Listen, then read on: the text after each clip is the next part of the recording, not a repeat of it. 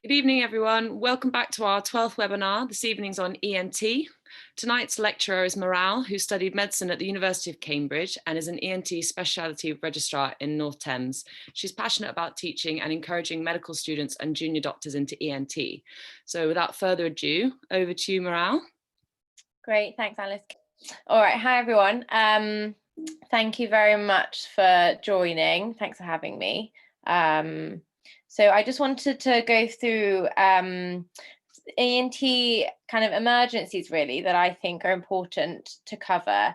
ENT is very poorly taught at medical schools. Some medical schools I think aren't even really teaching it anymore, and if they are, you only get about a week. So I'd like to go through a few important things that I think you can make a difference to your patients for really.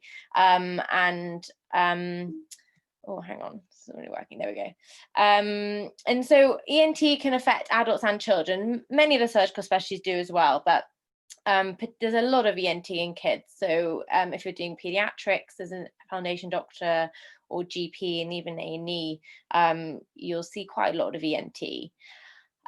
There's lots of emergencies, and if they're not recognised early, they really can things can go wrong quite quickly, and we want to avoid a situation where this emoji hits the fan. So I think it's important that you all have a basic understanding of the emergencies within the specialty and how you can act quickly.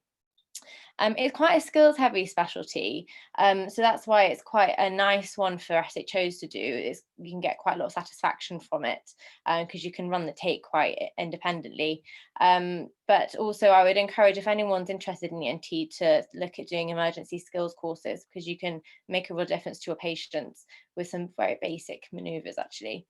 And there's lots of allied specialties. I've mentioned a couple already. There's loads of ENT within GP, which I'm sure many of you will do as part of your foundation years. Intensive care, I will often get referrals from intensive care, respiratory, peds, upper GI gastro, and we often involve neurosurgery, ophthalmology and infectious diseases in the management of our patients. So I'm sure you'll all come across one of those specialties within your foundation years. So in terms of learning objectives, I want to give you all an improved understanding of the common presentations and pathologies, which you may come across in A&E, on the wards and in GP. And I'd like you to all be able to recognise, investigate and manage a few of the important conditions. So going through ears, acute otitis externa, necrotizing otitis externa is important to be able to recognise, as well as acute otitis media and mastoiditis, and being able to distinguish between conductive and sensorineural hearing loss.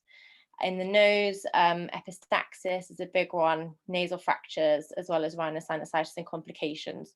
And I'll also go through in the throat, acute airway obstruction, tracheostomy and laryngectomy management, as well as tonsillitis, Quinsy and deep neck space infection. So it's quite a lot of content, but I'll try and get through this as kind of effectively as possible. So anatomy isn't always well taught in medical school, particularly that of ear, nose and throat. So in each section, I will just touch on some basic anatomy. So in terms of the ear, I'm sure you'll know, it's divided into the outer ear, the middle ear and the inner ear. So in terms of the outer ear, you have your pinna, and then you have your ear canal, which hits the eardrum, and then into the middle ear, you have the ossicles, the malleus, the incus and the stapes. Then the footplate of the stapes will transmit the sound onto the oval window and then into the inner ear, and then the sounds transmitted along the auditory fibers along the cochlea to the brain.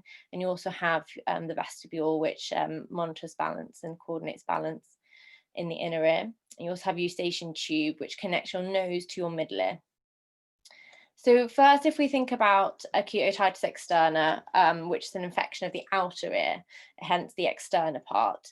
So these are all just some clinical photographs just to demonstrate what it can present like. So in the top left, we have an otoscope view. So you're going to be using your otoscope to look in the ear, and you'll see a swollen, tight canal with lots of horrible purulent discharge. So that's a classic otitis externa. And then the next photo along, you can see that there's a man there, and you can see some crusting on the external auditory canal. Again, a sign that there might be an acute otitis externa. And you can see a gloved finger there, just pressing on the tragus, and that's kind of demonstrating the tragal sign. So just by pushing on the tragus, you can elicit pain in patients with otitis externa, and that's quite a good sign of the infection. Bottom left is not a great photo, but that just shows a very stenosed and swollen ear canal, again demonstrating an infection. And to the right there, that horrible picture just shows lots of fungal spores, which is called otomycosis. So you can not only get bacteria, but fungus that grows in the external auditory canal. And they often present patients with otalgia, so excruciating ear pain, otorrhea, discharge, and they're often keen swimmers, you find in the textbooks, but generally it's patients who can get water in their ear. The bacteria likes to grow in dark, damp places, which is an ear canal, essentially, if you get water in it. So that's often what you'll see. And now in terms of management, people get this wrong all the time. They think it's an infection, so they'll give oral antibiotics, but that does not get rid of the infection. You need to give topical antibiotics, often combined with a steroid, and that reduces the inflammation and addresses the infection with the antibiotic component of the drop. And because, as I mentioned, people are prone to it who get water in the ear, it's very important to make sure that you don't get, advise the patient to not get any water in the ear, Vaseline and cotton wool to stop any dampness getting inside, basically. So that's something you may see in A&E, it's something you may see in GP, and also even on the wards. And it's just something to point out because, again, not well taught, but it's very easy to pick up. And so what we would like to know about it is if it spreads to the pinna, so the external ear, and whether it spreads anteriorly into the face. We'd like to know about that because you can get kind of mid-facial infections, which can spread backwards into the cavernous sinus and into the brain. So that's important. And if the ear is so swollen that you don't think any drops can get in, we would like to know about it because you need to put in what's called a Pope wick, which is like a little piece of cotton that then expands like a tampon once you've applied some drops, and that allows the infection to be treated essentially. So those are situations where we'd want to know about it, really. Now, a nasty acute otitis externa can turn into a necrotizing otitis externa, which you may have heard of. It used to be called malignant otitis externa, and it's essentially an osteomyelitis of the ear canal and lateral skull base. It's a very nasty infection with some horrible potential complications. As you can imagine, where the ear is and where the skull base is just behind, the infection can spread internally, causing possible intracranial abscesses, venous thromboses, and if you think about where your cranial nerve palsies are coming out of the skull base, you can get lower cranial nerve palsies, typically facial nerve palsy, so the facial nerves affected. You can get swallowing difficulties if cranial nerves 9 and 10 are involved. And I want you guys to have an index of suspicion. If you were to see someone with a nasty otalgia and otorrhea, you diagnose an otitis externa. It's an elderly patient typically that presents with this, and a facial nerve palsy. So you need to have an index of suspicion if you've seen an OE with a facial nerve palsy. And typically they'll be diabetic, or not only that, just generally immunocompromised. They might be on steroids or immunocompromised because they're on chemotherapy or something like that. So it's very important to have those that kind of trio in mind, because it can have quite a high mortality, this condition, and it's very poorly picked up. So we would want to know about this immediately. Just for some extra information, you wouldn't really need to know this, but from our perspective, we would then want to do a CT temporal bones to look at kind of bone erosion in the ear canal into the skull base. We would then do an MRI and consider biopsies. And essentially, we then work very closely with infectious diseases to treat them long-term with IV antibiotics, and essentially needs regular oral toileting in our emergency clinic to suction away all that debris and treat the infection. So that's an external ear infection. Now moving on to a middle ear infection. So this is acute otitis media. So I just wanted to point out a normal eardrum because many people get confused and it's not well taught. So this is a normal eardrum.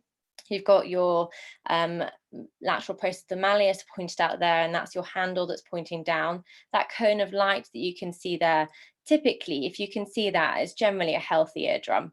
And I wouldn't worry too much about the different other parts of the eardrum, but that's generally a normal looking drum. This is a drum that you would think about otitis, acute otitis media. So you can see it's bulging. Essentially, there's an abscess behind there. You can see mucopurulent discharge. It's about to pop. And typically, this is seen more in children. So they present, very, unwell and then very irritable, tugging their ear, and they present with fever.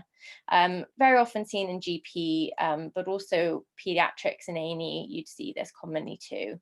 And initial management, analgesics, getting the temperatures down, and it's a self-limiting condition, but if it were to last for 24, 48 hours, you'd want to be treated with antibiotics. And the natural history of it is, severe otalgia, fever, and then the pus kind of finds its way out by popping that tympanic membrane. You then get a sudden relief, and the mucopurulent discharge comes out, and you can actually get a secondary otitis externa from that discharge. So that's typically the natural history. So that's a self-limiting condition, but we would want to know about it if there are any associated complications. So if there's any mastoiditis, which I'll go on to discuss, an associated facial nerve palsy. So again, with ENT, it's so crucial to examine the facial nerve, especially with ear conditions. Obviously, if there's any associated sepsis, we would want to know about it, and if there's any intracranial complications, any focal neurology that you're seeing. So mastoiditis, I'm sure you've all heard of it. It's a rare complication of otitis media, and it's bandied around. It's often incredibly overdiagnosed, but it is rare. And essentially, the middle ear infection, it can find its way via a little hole called the adytus into the mastoid air cells just behind the ear. And it can present typically like this. So it's a boggy swelling over the mastoids. You should all be able to feel your mastoid bone, actually, if you just feel behind your pinna. And it's, boggy swelling. Typically, the ear is protruded forwards. So if you were to look the adult or the child face on, you'll see that ear is protruded forwards compared to the other side. And again, it's important to pick up because, like NOE, you can get intracranial complications, abscesses, meningitis, sigmoid thrombosis, and of course sepsis. So it's important to be able to recognize that. So initial management before ENT get involved, obviously the sepsis needs to be treated. Typically, obviously, you need to follow local hospital guideline policy, but ceftriaxone is what we like. It crosses the blood-brain barrier, so we need to use that in broad. And red flags to pick up on, if there's no response to the IV antibiotics, in which case you definitely want to involve ENT. And just for information, we would need to arrange CT temporal bone and brain to look for any intracranial extension, always with contrast when you're looking for an abscess. And just before we move on from there, I also wanted to just mention glue ear, again, a term that's bandied around, but often people don't quite understand what glue ear is. So glue ear is the same as otitis media with effusion, and this is a non-purulent, non-infective process. So again, on the left, you can see a normal membrane. Again, you can see that cone of light, generally a good indication that it's a healthy eardrum. And the middle photo, you can see kind of a yellow hue behind that. That's your glue, essentially a serous discharge in the middle ear, often from underventilation. It can also result from recurrent otitis media. And that doesn't present acutely. That presents with conductive hearing loss or deafness, very often in children, though in adults. And the treatment for that is either nothing, you watch and wait, but in children it can cause quite a severe hearing loss, causing speech and language delays. And so that's the photo. That white plastic tube grommet, which ventilation tube, which sits in the middle ear, allows ventilation, and therefore treats the glue ear. So that's not really an acute thing, but it's just something to be aware of. Oh, and just finally, before we move on from the ear, I think it's important to be able to distinguish between a conductive and a sensorineural hearing loss. So thinking back to me, a conductive hearing loss will involve typically the middle ear. There's a problem with the middle ear. Where sensorineural hearing loss, you're thinking about the inner ear. And just thinking about typical, your hearing is important to be able to distinguish between the two. So you need to perform both Rinne and Weber's test. Initially, to perform Rinne's test, you'd bang the tuning fork, place it on the mastoid and into the ear canal, and you'd ask the patient to tell you which one is louder. And a normal hearing ear will find that the air conduction is louder. But a problem with the middle ear, there's a problem with that transmission of sound from the external ear all the way to the inner ear, because it's a middle ear pathology. The bone will bypass that and then transmit via the skull straight to the inner ear. So in a conductive problem, you'd find that the bone, when the tuning fork's on the bone, it will be louder. And you can kind of correlate that with Weber's test, again, using the fact that the bone conduction of the skull will bypass that conductive hearing loss. And so Weber's test would lateralize to the side that has the conductive loss, and it will lateralize away from the side that has the sensorineural hearing loss. Because if you think of that as being almost like the nerve isn't working on the side with the sensorineural hearing loss, so the sound will just be transmitted to the contralateral ear. And I just mentioned this in terms of ENT emergencies, because a sudden onset sensorineural hearing loss is an ENT emergency. It's often overlooked. I mean, if we were to say someone suddenly loses their eyesight, that would be, a real emergency. And I think it should be considered that hearing loss is the same. And so we would definitely want to be contacted if you ever suspect this as an inpatient, in GP land or in A&E. And patients typically present with unilateral hearing loss. It has to be within 3 days. Anything beyond that, we can't do a huge amount. And crucially, you'll do your tuning fork tests, but crucially, they don't have any associated symptoms that might suggest a conductive loss, like otalgia or otorrhea. And you'll look in the ear canal and you'll see basically a normal drum. So you can't find anything that might explain this. So you've got a high index of suspicion that it could be a sudden onset sensorineural hearing loss. And as with many things, we don't actually know the reason behind it. Some postulate that it's a viral thing. But either way, you need to contact us if you suspect that, and obviously perform your tuning fork test to confirm your suspicions.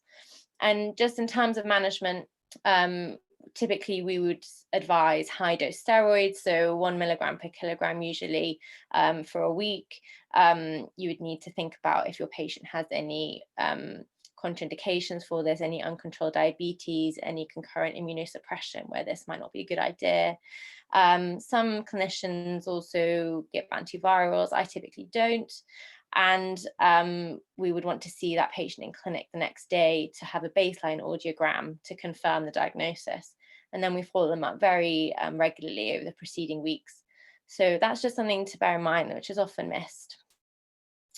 And finally, actually, I just wanted to touch on impacted wax, which I get called to the wards about all the time. So it's a common cause of conductive hearing loss, often in medical inpatients, the elderly, they haven't had their ears microsuctioned or syringed for a while. They've been an inpatient for a long time. They might be hearing aid users, so the wax can just really get stuck and get impacted in there. And you won't find it, you won't be able to examine the eardrum, basically.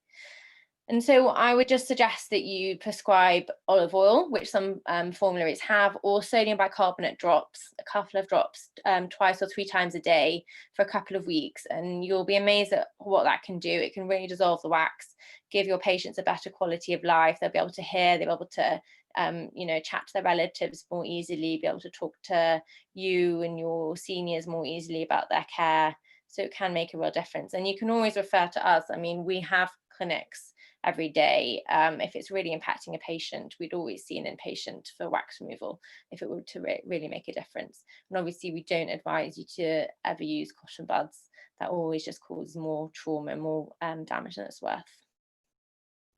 Good. So That's the ear. Those are the main things I could think of in terms of what I'd like to cover, in terms of things you might come across on the wards, A&E and GP. So moving on to the nose, again, just some basic anatomy. This is the coronal view. So first looking at the sinuses, you've got the frontal sinuses up at the top, just basically in the forehead.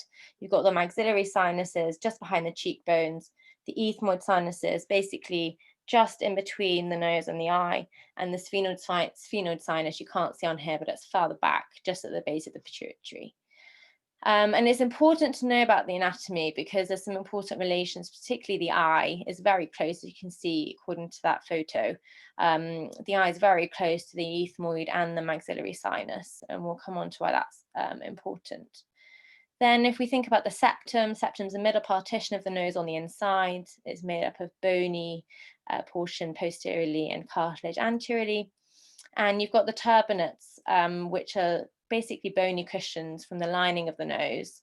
I don't know if you can see my cursor, but you've got your inferior turbinate here coming from the lateral side of the nose, then your middle turbinate. And you've also got a superior one, which is less important really, but the turbinates are important in humidifying air and moistening the air essentially as you breathe in. And it's important just to remember that anatomy because a number of times I've been called by junior doctors with potential, septal hematoma that they've seen in a patient, but actually it's just the patient's turbinate. So just knowing your basic normal anatomy is really important. So we're getting to the more juicy emergencies now. So epistaxis, you will all definitely come across this as F1s and F2s. And it's just important to remember that epistaxis is not just a circulatory emergency. Obviously, the patient could be hemorrhaging quite a lot of blood, but it's also an airway emergency. If they're hosing, their airway could be severely compromised. So it's just important to remember when you're assessing someone in an ABCDE algorithm, epistaxis comes into A and C. And typically 80% of bleeds are from that blue area there, which is Little's area, which causes anterior epistaxis. And that's an area on the septum which has a convalescence of a few important blood vessels. But 20% can be posterior and quite hard to diagnose. And the patient may just tell you that they just feel something dripping down the back of the throat, but no one ever really looks in the mouth to check. So it's really important to check the oropharynx. So you need to get a headlight ideally, or your iPhone light and a tongue depressor. Really push the tongue down. You need to look at the uvula, and behind the uvula, check the oropharynx and see if there's any active bleeding at the back. And it's important to recognize that because they can lose quite a lot of blood before you realize it from the back. And it's also difficult to manage because it's hard to reach. So that's very important to check. So as I mentioned, you need to do your ABCDE and you need to think about your airway and your circulation. In terms of risk factors, clearly nasal trauma, if anyone, you've got any inpatients that pick their nose, they might accidentally neck a vessel on the septum that might cause a torrential nosebleed. Any inpatients, cardiology wards, ITU, geriatrics, they're all, so many will be on antiplatelets, roxaban, apixaban, warfarin.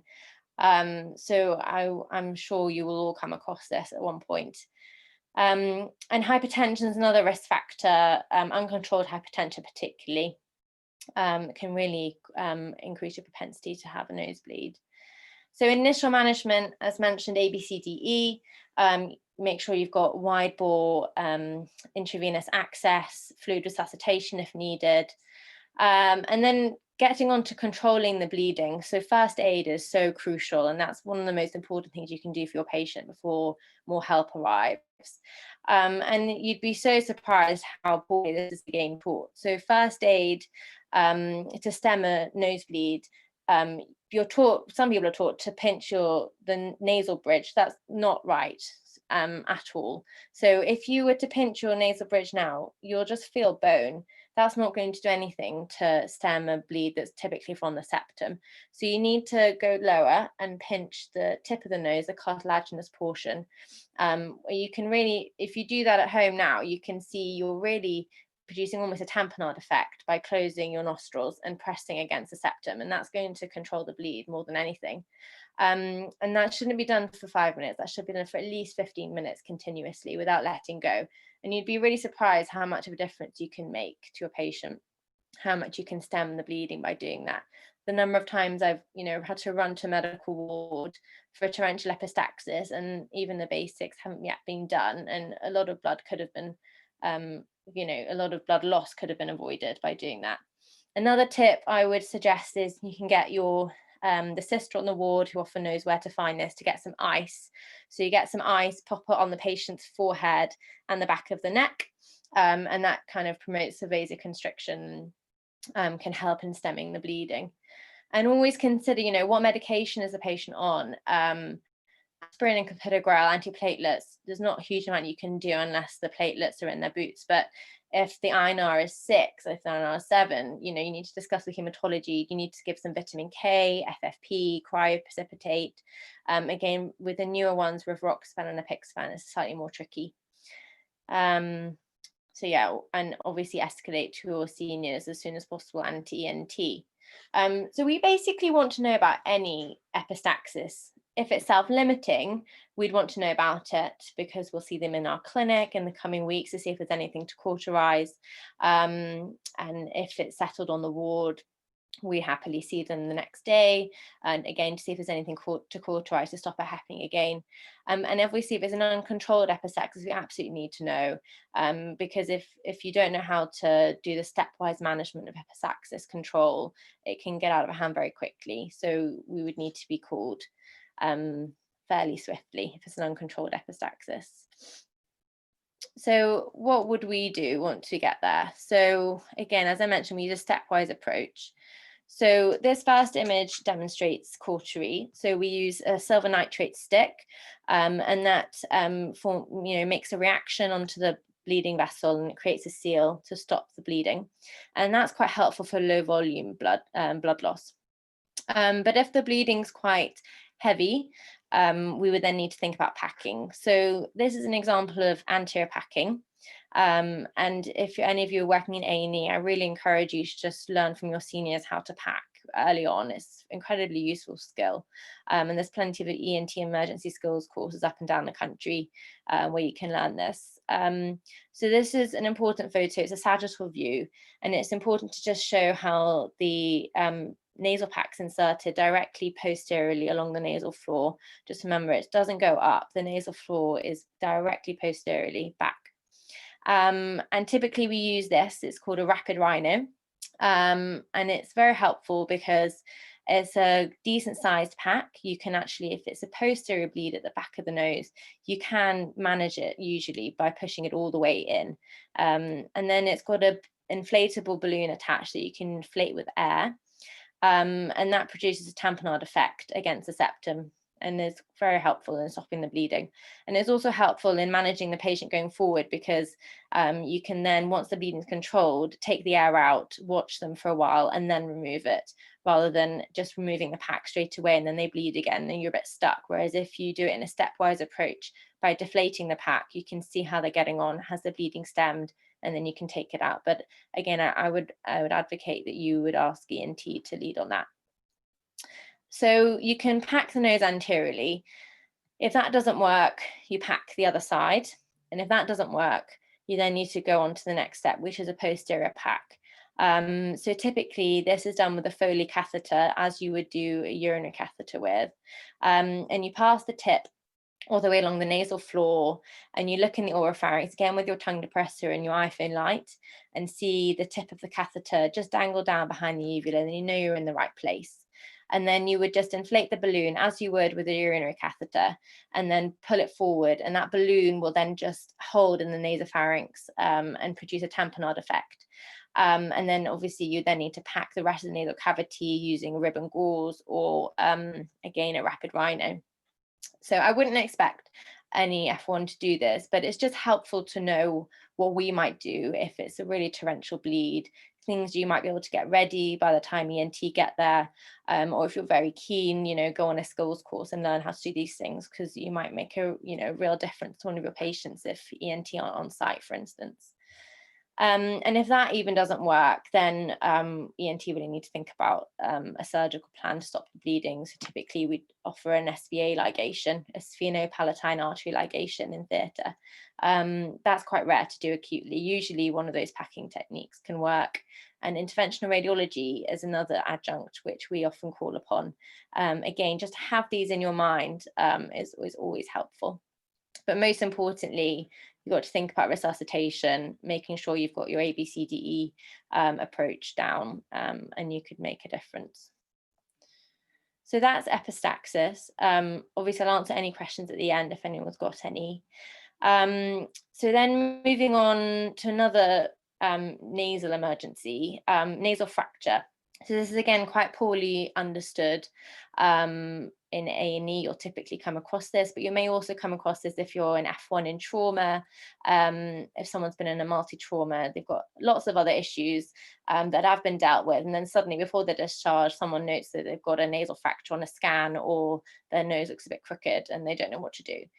So this is an example of a quite severe nasal fracture, but this is what you should have in mind when you're thinking of one. So a dorsal hump is not necessarily a nasal fracture. A septal deviation looking on anterior rhinoscopy is not a nasal fracture. So it's a fracture of the nasal bone. So at the very top, the bones shift laterally, secondary to trauma. And it's a clinical diagnosis. I'm often called from A&Es asking whether I want a scan or an X-ray. It's a clinical diagnosis. So this is just try and think back to this poor chap's nose when you think of a nasal fracture. This is typically what it looks like. Importantly, you need to exclude a septal hematoma. So this is an example of a septal hematoma where you get a collection of blood in what's called the mucoperichondrial layer of the septum. And that's important because the blood collects in a layer where the cartilage then becomes starved of its blood supply, and the cartilage can then necrose and become infected and die. And then the shape of the nose will change or collapse in the middle and cause what's called a saddle nose deformity, which is incredibly disfiguring and very difficult to treat surgically. But it's not just a cosmetic thing. Having a septal abscess because of a hematoma can be a really nasty source of infection. And as I've mentioned before, any infections in the mid-face are really important to pick up. They can spread quite rapidly posteriorly back into the brain. So it's just important to remember that. And remember that don't confuse it with a turbinate. So please all examine your noses at home with a mirror and a light. Just try and work out where your septum is and where your turbinate is. And typically you can use an instrument to just palpate the septum, and a normal septum feels hard, whereas a hematoma will feel fluctuant and boggy, and that's how you can distinguish between just basically a dislocated cartilage or a hematoma. And just remember, often in trauma situations, patients may have sustained a head injury, so you just got to make sure you're not missing anything. And then just refer to us. Typically, we see nasal fractures a week after the injury. That allows time for the swelling to settle down so that we can make a full assessment. And then we typically offer an MUA, so manipulation under anesthesia, where we just push the bones back into the midline. It is cosmetic, but you make a real difference to patients. And that's typically done a week or two after the injury. And so final bit of nose stuff I wanted to cover was sinusitis and the complications that can result from it. So I just wanted to demonstrate a normal sinus and an infected sinus. So the top is just a schematic, which is again showing the normal sinonasal cavities, and on the right you can see what a typical sinusitis will look like on the inside. So that very inflamed lining, you can get a collection of fluid or pus that can collect in the sinuses, and on the CT scan you'll see typically it should be air filled, the sinus, but on the other side, on the infected side, you can see it's very opacified, full of fluid and pus essentially. And it's a horrible condition. It can be acute or chronic. Patients present with these 4 symptoms usually. So nasal obstruction, can't breathe through their nose. As I'm sure any of you will have experienced, if you've had a nasty cold, it's horrible not being able to breathe through your nose. So they come to you quite desperate sometimes. So you might see this in A&E or GP, but even feasibly as an inpatient, you might come across this. Rhinorrhea, usually a mucky rhinorrhea discharge from the nose. Facial pain, particularly in that distribution of sinuses, so cheek pain corresponding to maxillary, frontal, or just in that area between the eye and the nose. And anosmia, so reduced sense of smell. And so with an uncomplicated sinusitis, this is your mainstay of treatment. So analgesia is key, antibiotics, and those 3 medications I've highlighted in blue are your kind of panacea for treating a sinusitis, which you're not really taught very well. So you need to give all those 3 if you want to hit the nail on the head with a sinusitis. Intranasal steroids, there's a whole plethora. You can use sprays or drops. Just be aware that that's something that you can use. Call ENT if you're not sure which to use, but just be aware that that's what you need to reduce the inflammation, essentially. Douching, patients can buy this over the counter. It's basically a salty water rinse, washes the nose out. If you need to prescribe that as an inpatient, if someone's come in with complications of sinusitis, which I'll go on to, I normally prescribe 10 mils of normal saline. That's good enough. You don't need all the fancy bicarb that you can get if you buy it from Boots. And then you would just ask the patient to just, with a 10 ml syringe of normal saline, just squirt the saline up the nose, and then have a little sick ball underneath to catch as it comes out. And that's pretty good as an inpatient for douching. And then also 1 week of Otrivine. So Otrivine is a decongestant. That's the brand name, actually. The generic name is xylometazoline. And that's a decongestant, and it really helps just to reduce, again, all the inflammation in the nose. Everything settles down. So that's an uncomplicated sinusitis in its initial management in very basic terms, which can be managed in A&E or GP. Doesn't necessarily need follow-up by ENT, but if it turns into a chronic process, we'd want to see that as an outpatient. What we care about as in inpatient care is if the sinusitis develops into more complicated form. So periorbital cellulitis, which I'll touch on, as well as focal neurology and sepsis. So obviously, if anyone's septic and you think this is the source, they need to be admitted, need to be treated for their sepsis. Focal neurology is important. As I mentioned again, the mid-face infections, they can spread back, but also a frontal sinusitis, it's very close to the brain. Again, in ethmoid sinusitis, you've got the skull base just at the top there. So it's very feasible that a sinus infection can spread up into the brain, causing meningitis or an intracranial abscess. But the most important I'm going to touch on now is the periorbital cellulitis. So a couple of clinical photos of a periorbital cellulitis. So it's a unilateral swelling of the eye. You may have all seen this. Typically it presents in children, but it can present in adults as well. And it's important to assess the eye. This is done poorly usually, but you just got to remember these 5 things, which is what I do. So you need to assess for proptosis. So is one eye pushed forward? And that's indicative of the fact there might be an abscess under there that needs draining, and that's what's pushing the eye forward. Looking for chemosis as well, which is essentially edema of the eye. Again, it might show there's something deep, a deep-seated infection there or an abscess. Checking visual acuity, color vision, typically red-green vision. Close the normal eye, have the abnormal eye open, check red-green color vision, easily can be done on the wards. Check eye movements, any ophthalmoplegia is a huge red flag. And checking pupils and an RAPD particularly, because that can indicate that the optic nerve's involved. And again, just making sure you're assessing neurology. If there's any focal neurology, any meningism, you need to be concerned. And again, initial management. So I can't remember if I mentioned this, sorry, but just going back to this photo again, just want to make sure this is understood. This bottom radiograph just shows an infected maxillary sinus and ethmoid sinus. There's only a very thin layer of bone that's separating the sinus from the eye. And that's called the lamina papyracea.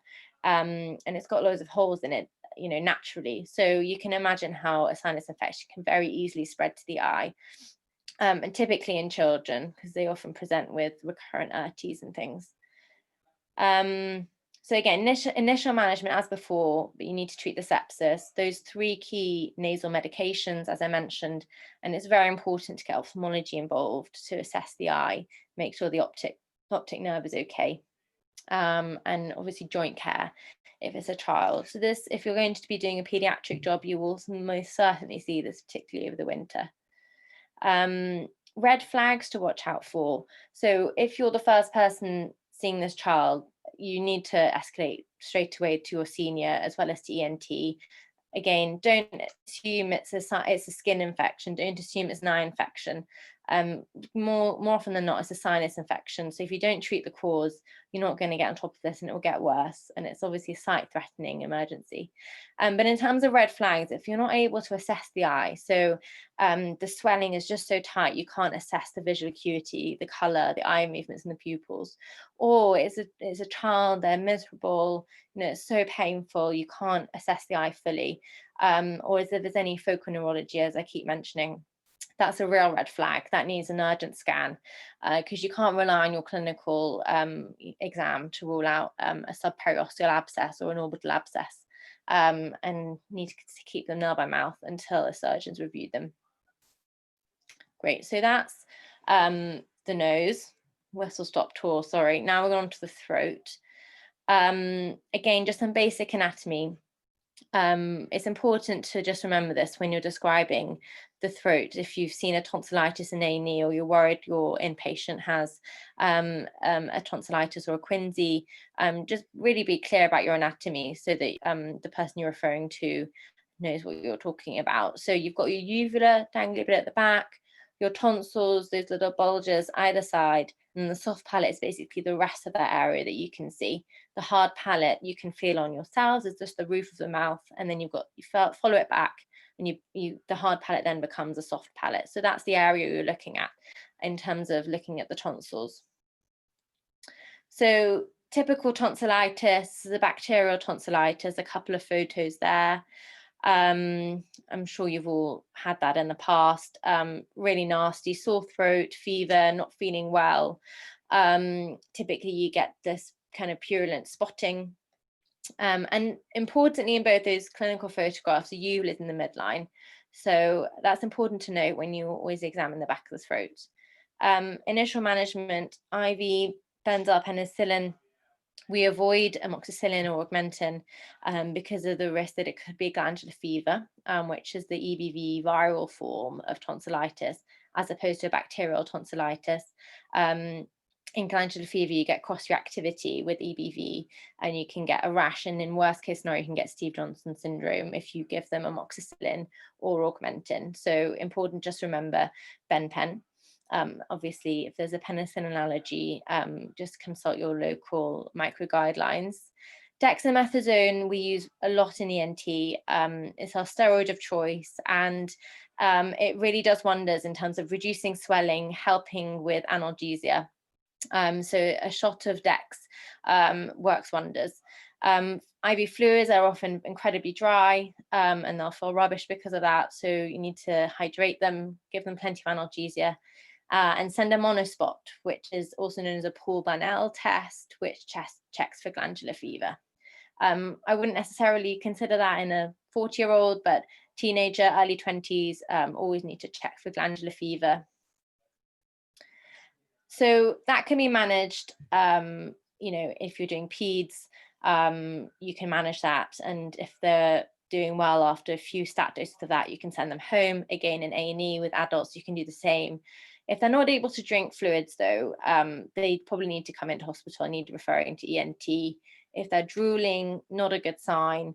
Could there be something else going on? And if you suspect any complications of tonsillitis, or if you suspect sepsis, we would want to know about it.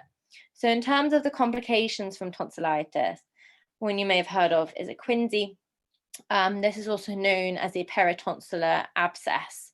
And again, a number of referrals I've had describing a quinsy, and it's not, it's just a tonsillitis. So I just wanted to highlight that. So this is a clinical photo of a quinsy.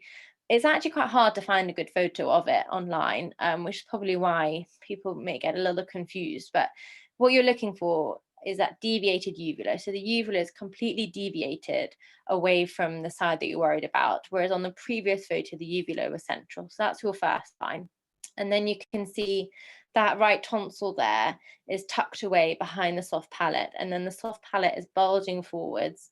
And you can imagine there's an abscess within that, bulging, it's angry, it's red, and there's pus in there, and that needs to be drained. Otherwise, the patient's not going to get better. On top of that, they often present with trismus, so inability to fully open their mouth. And that's because that inflammation of the soft palate spreads back and up into the pterygoids, and so it prevents them fully opening the mouth. And a hot potato voice. So imagine literally you've taken a potato that's too hot, you try and talk with it, you can't, it's too hot. So, oh, what's happened there? So yeah, that's typically how they present. So it's your tonsillitis presentation plus those couple of things. Then you might be suspecting a quinsy. And that requires an aspiration or an IND, which requires an ENT referral. So that's important to recognize. And it's also important because it's a complication of tonsillitis that can extend into the deep neck spaces, and they can become incredibly sick from that. So it's important to recognize and escalate early to us. So deep neck space infections, these are complications of tonsillitis, but also they can be complications of nasty dental infections or salivary gland infections, typically the submandibular gland. So I've just got a couple of clinical photos again that might demonstrate this. So this chap, he's got a neck bulge on that left side, which could be indicative of a parapharyngeal abscess, but actually sometimes the neck looks completely okay from the outside because the abscess is so deep inside that, you know, you'll look on the inside with a scope and then you'll be able to see it. But so this is really an ENT thing to diagnose, but it's just something to be aware of, that it's a complication of tonsillitis. They can be incredibly sick from it. They can present with airway compromise. And ideally, I'd have liked to show a photo on the inside, but if you imagine the pharynx is a tube from the nose and the mouth, and then it goes one way into the airway, one way into the esophagus. It's basically one long tube, and you've got gutters either side, which is a parapharyngeal space.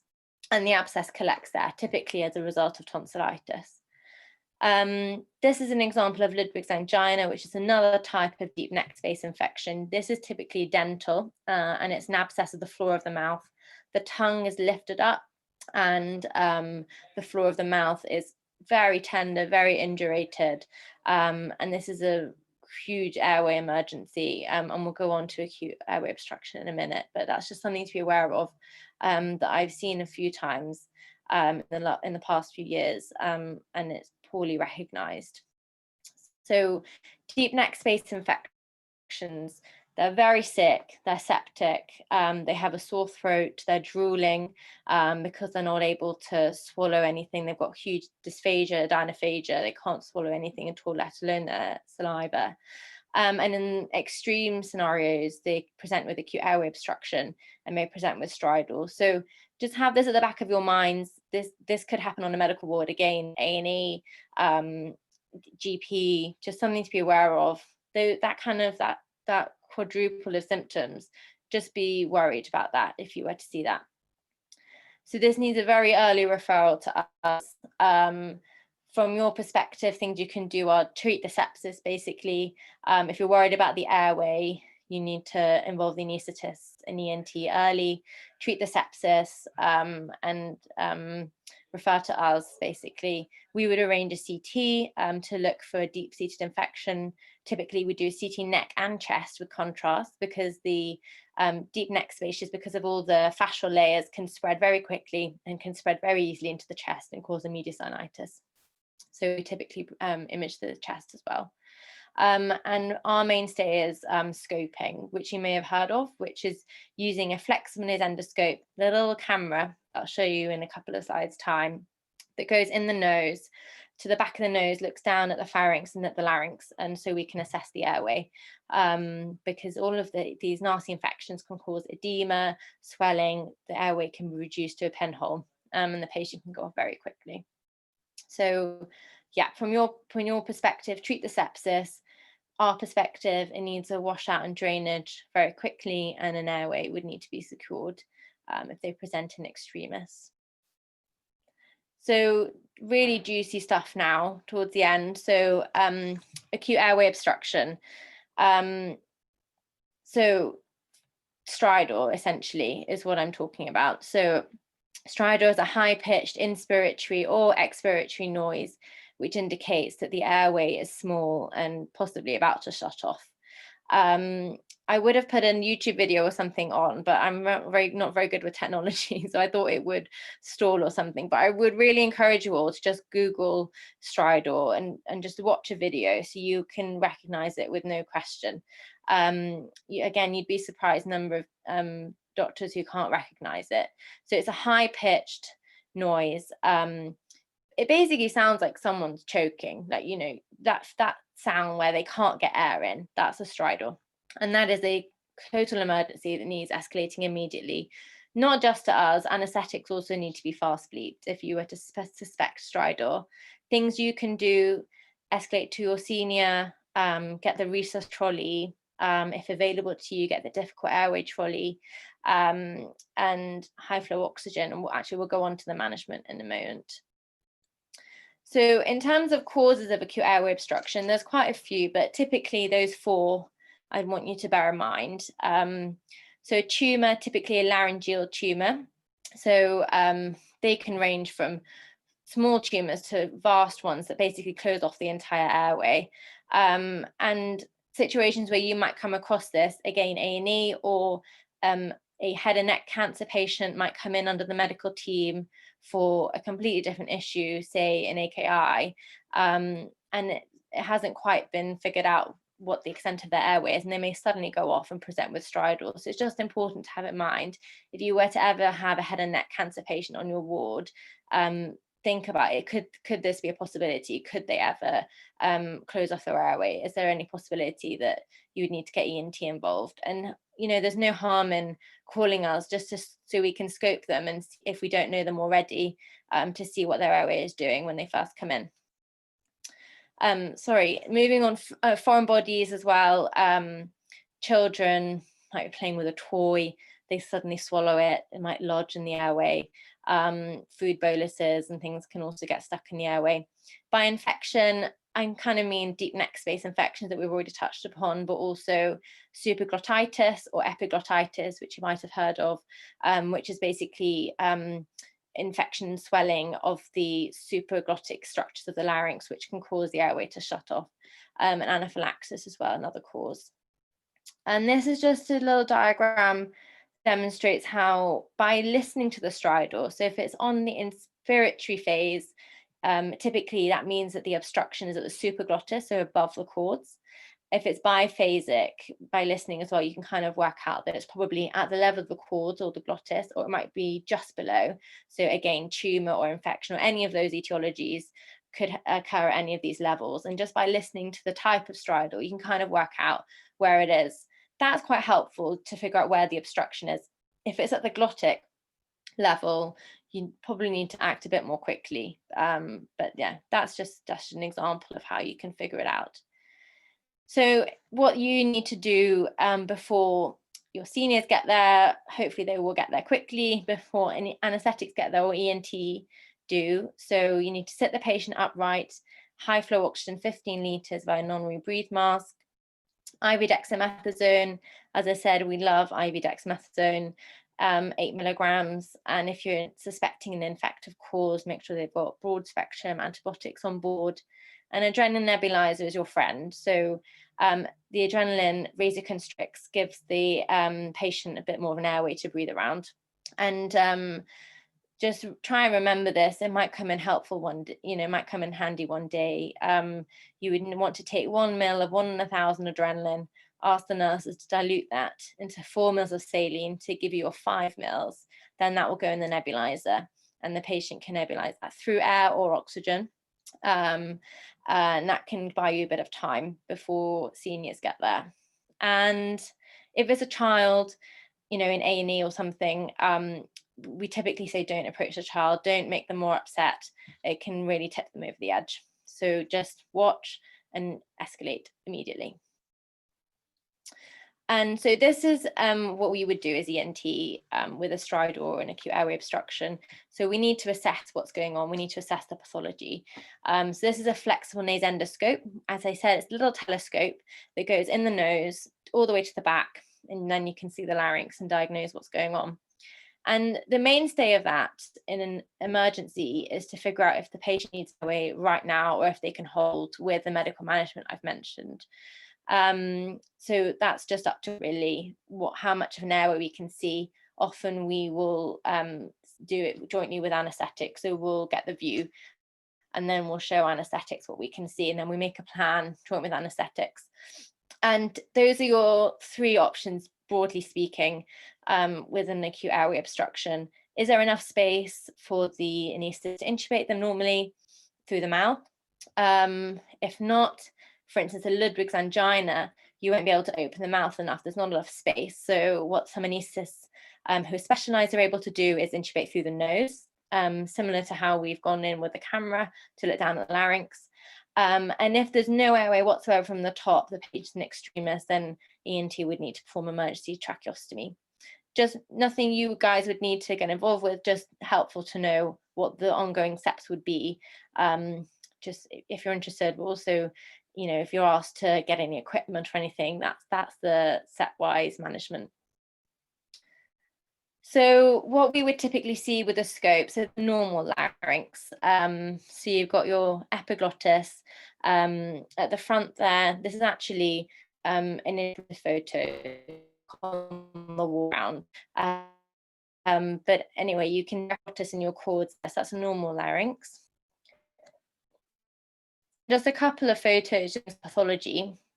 The middle column shows an epiglottitis or supraglottitis. So you can see basically no airway in either of those photos. Well, the top one, you can kind of see the cords, those two lines just in the very middle of that photo, but in the bottom one, you can't see an airway at all. So act quickly, and it's important to escalate to us straight away. Anaesthetics will be very unlikely to be able to intubate that. So that may need an emergency tracheostomy. And the far right photo is not a great photo, but that would I think that's just showing a right supraglottic tumour, and that's pushing the airway essentially. There's no airway on that side either. And just a little graph to demonstrate how with every little bit of diameter that goes down in the airway, the resistance to flow increases. The resistance to flow is inversely proportional to the radius of the airway, to the power of 4.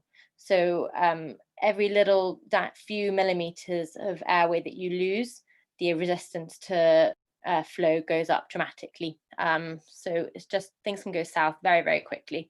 So just to again reiterate, if you suspect airway obstruction, just escalate as soon as you suspect it. Really, no one's ever going to tell you off for escalating too early or incorrectly for this.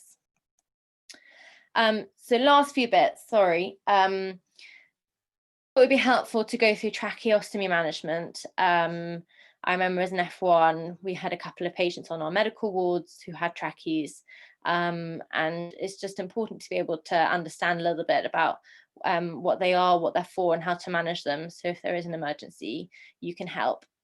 So yeah, if you do an ITU job, a medical job, respiratory, a stroke job, you're very likely to come across a patient with a tracheostomy. So trachees are typically done for a number of reasons. In an acute scenario to relieve an upper airway obstruction, as we've gone through, but also to wean from a ventilator. So ITU step-down patients will often come down to the ward with a tracheostomy if they've been weaned and are just slowly, being weaned from their ventilator requirements. They will have one for a few weeks and then be decannulated. Stroke patients who aspirate and need a tracheostomy with a cuff up to prevent secretion aspiration, those kind of things. So it's very likely you'll come across a patient with a trachea. This is just an example, again, a sagittal view of the trachea that goes in, and then that's an example with a cuff up. And you can see that the cuff balloon is on the outside, so you can check how much pressure is in the balloon. And I think the most helpful thing I can just talk you through is what you would do if the trachea was blocked. Patients with tracheas on the wards are never managed by a nurse, or they shouldn't be managed by a nurse who isn't trachea trained. But I think it's helpful for you all to understand what you can think about doing if the emergency buzzer goes off and the patient has a blocked trachea. So tracheas always have an inner cannula. And that enables the nurses to take that out, clean it, and put it back in. If it was just one tube, it would be great morbidity to completely take the whole tube out to clean it and then put it back in. You might lose the airway. So they always have an inner cannula that you can take out, clean, and put back in. So if a patient presents with a blocked trachea, first thing you do is take out the inner cannula, clean it out, and put it back in. The obstruction might be just below the trachea. So you can use something called a suction catheter, which I've just popped on there, which is a long flexible sucker that goes directly down the trachea tube into the trachea to clear the secretions. So if a patient plugs off, may have an acute desaturation episode, use a suction catheter. I wouldn't use this for the first time completely unsupervised. I would watch a nurse doing it, or get a trachea trained nurse to watch you do it for the first time, so that you don't go too deep or aren't too aggressive to cause bleeding in the trachea. And just by suctioning, you can get rid of a mucus plug and make a huge difference to a patient. If the secretions are more at the top where the trachea is, you can use just a normal Yanker sucker to get the secretions out, or in the mouth as well if the patient's able to cough it up. So just a couple of little things that you can do. And yeah, make a big difference. And I would just, as I said, watch a trachea trained nurse manage a patient to really get an understanding. Second last slide, laryngectomies. So I was actually on call last night, and I get a call from A&E, won't mention the hospital, who tell me they've got a trachea patient with XYZ medical problem. And it turns out they actually had a laryngectomy, and they weren't able to tell the difference. It is tricky. That bottom photo demonstrates how. I mean, they sometimes have laryngectomy tubes in their stoma, and they can look like tracheostomy tubes, but it's really important. If you see a patient with what looks like a trachea tube in the neck, or any kind of tube, you need to distinguish between, is it a tracheostomy or is it a laryngectomy? Now, laryngectomies are, as I'm sure you're all aware, an operation that's performed to remove cancer of the larynx, of the voice box. And this schematic in the middle just here demonstrates what the anatomy looks like after the laryngectomy has been performed. So this just coming up, this is your airway, your trachea. So typically your voice box would be about here, and then the would come out towards the mouth, but it's coming out at a stoma here because the upper airway's been removed, the voice box has been removed. So their airway now is just from their trachea to the neck, to this stoma. And this is what it looks like on the outside. And so if you were to just peer down that little hole, you'd see the trachea, and you'd go down and you'd see the carina, where the right and left bronchi are. And this flange there on the left side is what's called a speaking valve. So without a voice box, there's lots of clever techniques that have been developed for laryngectomy patients so they are able to basically use esophageal speech to talk. So that's just something to be aware of. Again, just another photo to me stoma, so that you'll be able to recognize it. Again, just going back to this schematic, as I said, the airway ends at this stoma on the neck, but for eating and drinking, they're able to eat and drink normally because we create a neopharynx. So this is the pharynx that's going down, and that becomes their esophagus. And this is the fistula that's formed between the trachea and the esophagus, where the prosthesis is kept, and that enables them to use esophageal speech to talk, basically. Quite complex stuff. Again, it is feasible that you might come across a laryngectomy patient, even if you're not doing an ENT head and neck job, because they could be on the medical ward for a medical reason. So important to be aware. And the main takeaway I want you to have from this is that there is no upper airway in laryngectomy patients. Again, there's no upper airway, and there's no upper airway. So if the patient suddenly deteriorates, there is absolutely no point putting an oxygen mask on the face, on the nose and the mouth. That patient will die. You need to put the oxygen mask on the neck. That is the only way that they will be able to get oxygen. you'd be very surprised how in a panic that may not be clear, and that's completely understandable. I just want you all to take that away from this. The distinguish is it definitely a trachea patient or is it laryngectomy? Try and look through their notes, try and figure it out, call ENT. We're always willing to help. In an emergency, if you need to put oxygen on the patient, there is no upper airway, so you put it on the neck. Finally, foreign bodies. I'm just going to whiz through this. Refer any foreign body to us that's in the upper airway digestive tract. Again, it's an airway emergency, so there's a number of places that they could be. If it's in the ear, it's not an airway emergency, but kids might put a foreign body in their nose, toys. You'd be surprised what they've managed to put up their nose. In the pharynx, patients can swallow dentures, fish bones, lamb bones that can also get stuck in the esophagus, and any foreign bodies in the airway, obviously an emergency. Again, kids can inhale toys or little toys or bits of toys, and adults, especially elderly adults, can aspirate food bolus or something, and that can end up in the airway. So it's just important to recognise it's an emergency. You need to call us straight away if you suspect a foreign body in the upper aerodigestive tract.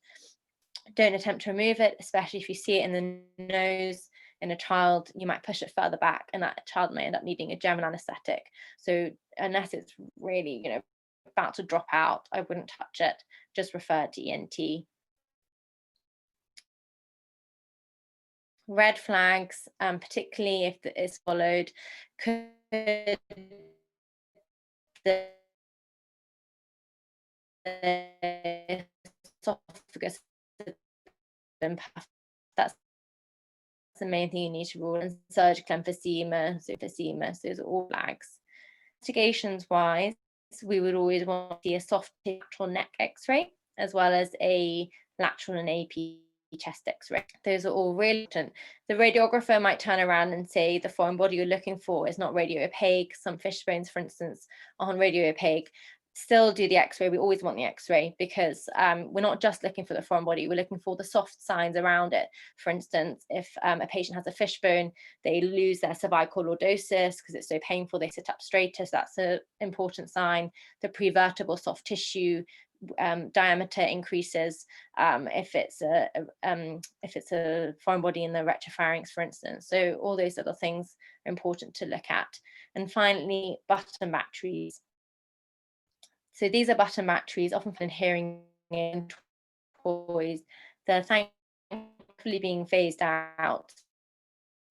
The life-threatening emergency if they're inhaled. Typically, children pick them up, they think they're toys, they put them in the nose or they swallow them, they can get stuck and cause huge, can get tracheoesophageal fistulas, septal perforations if they're in the nose, but very bad. Looking at the x-ray there, I just want to point out the double halo sign. That's the sign of a button battery, and it's an absolute emergency. It needs to come out straight away. The longer that's kept in there, the more necrosis it will cause. So please take that away. If you were to ever see a foreign body in a child or an adult, please just make sure it's not a button battery, as that can make the difference between life and death. Sorry, very quick. I didn't get into getting into ENT, but if you're interested, that's my email. I'm more than happy to answer any questions. A couple of important resources that I think help teachers, that has all the information on e-learning, particularly that there's a lot of that at the moment, and all the different courses and conferences you can do. SFO-UK is a branch of ENT UK, our national body, which is all about getting medical students and to be a regional rep and run local trade fairs and things, hopefully. And it's all early to look at the SD3 recruitment page for if you want to do ENT or any other specialty. Always best to be prepared. Thanks, everyone. That's the QR code that Alice Thanks, sent Maral. me. Yeah, if everyone could fill out the feedback code, I think we're going to put a link in the chat if you can't use it. There's a couple of questions if you have time, Maral, if that's all right. Yeah, I'm sorry I ran over. I hate lecturers that run over. Yeah, tell me. Really interesting, thank you. There was one. First, you can do, as I said, an ENT emergency skills course, but most A&E middle grades and even some medical regs who've done ENT or A&E know how to insert a rapid rhino. Absolutely. Usually when Epistaxis is referred to us, the nose is already packed because A&E have packed them or the medics have packed them. So you're absolutely, I would really advocate that. Just make sure for the first time someone watches you. And just another tip, make sure it's lubricated either with water or KY jelly. And just remember, just point straight back, not up. And then in patients with laryngectomies who've had a stroke, are swallow assessments then obsolete, or is there still a risk of aspiration through the posterior valve? No, it's obsolete. Yeah. And finally, what was the name of the expanding thing that they use for the severe acute otitis externa? Oh, sorry, it's a Pope wick. Pope wick. Yeah, so Pope as in the Catholic Pope, and then wick, W-I-C-K. Perfect. Thank you so much again, Maral. If everyone could do the feedback form for us, we really appreciate it, and the link's in the chat otherwise. So thank you. Great. Thanks, everyone. Bye. Next week.